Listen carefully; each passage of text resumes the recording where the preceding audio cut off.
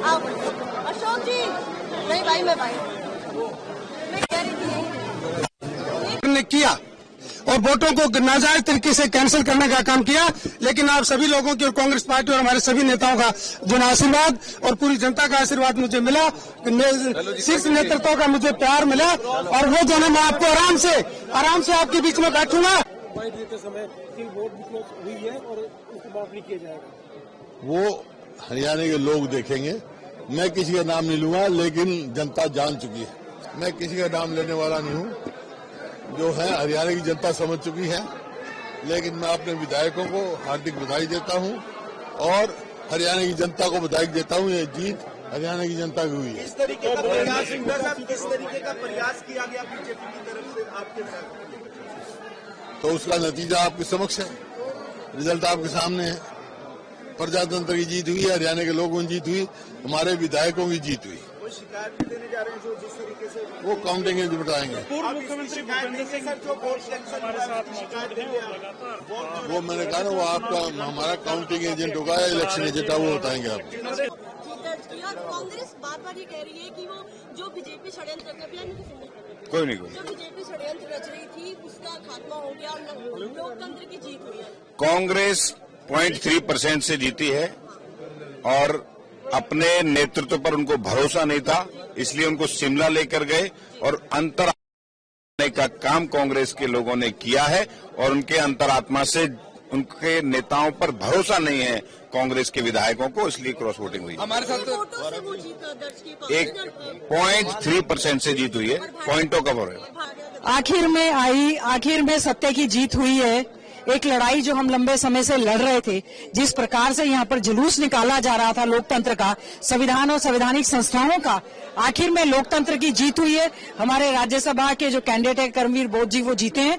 हमारी कांग्रेस पार्टी को, राहुल गांधी जी को बहुत बहुत बधाई, शुभकामनाएं देते हैं।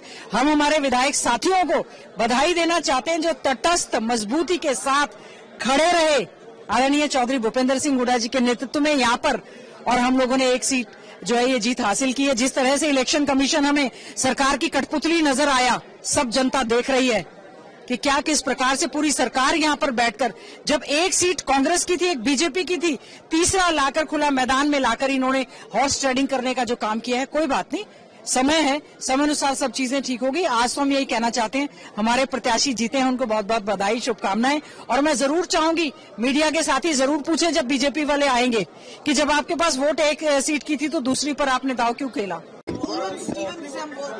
देखिए, इंडिपेंडेंट जो प्रत्याशी खड़े थे उसको राइट है वो सबसे वोट मांगे, मगर कांग्रेस ने अपने विधायकों को बंदी बनाया, बंधक बना के रखा और उनकी अंतरात्मा की हत्या की है।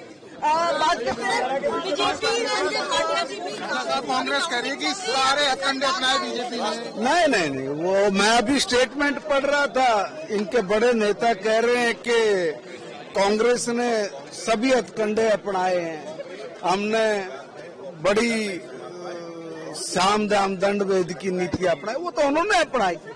देखिए, भारतीय जनता पार्टी के कैंडिडेट बड़ी मत से जीते, इंडिपेंडेंट ने हम लोगों से समर्थन मांगा, हमने दिया। मगर मैं अभी भी कह रहा हूं, पहले से ही कांग्रेस लोकतंत्र की हत्यारी तो थी, मगर वो अंतरात्मा की भी हत्यारी अब कहलाई जाएगी, क्योंकि ये ऐसा चुनाव है जो अंतरात्मा की आवाज पर लड़ा जाता है। विधायक स्वतंत्र होता है कि वो किसे मत दे, किसे मत ना दे। उनको बंदी बनाना, बंधक बना के रखना, प्रेशर में रखना, उनके अंतरात्मा की आवाज को मारना, ये जो उनके विधायक हैं वो उनको कभी माफ नहीं करेंगे।